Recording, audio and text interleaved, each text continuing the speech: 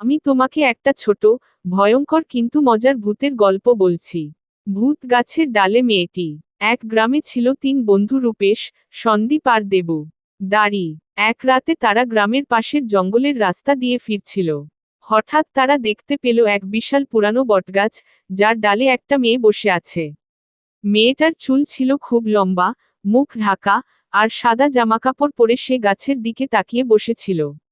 প্রথমে বন্ধুরা ভেবেছিল কারো প্র্যাঙ্ক। রূপেশ মজা করে বলল, এত রাতে এখানে বসে আছো কেন, বৌদি?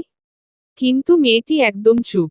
হঠাৎ সে আস্তে আস্তে নিচে নামতে শুরু করলো, কিন্তু মাথা নিচে, পা উপরে। সন্দীপ চিৎকার করে বলল, ওই, দৌড় দে। 3জন একসাথে ছুট লাগালো। কিন্তু পেছনে থেকে তারা শুনতে পেল এক বিকট হাসি, হি হি হি হি।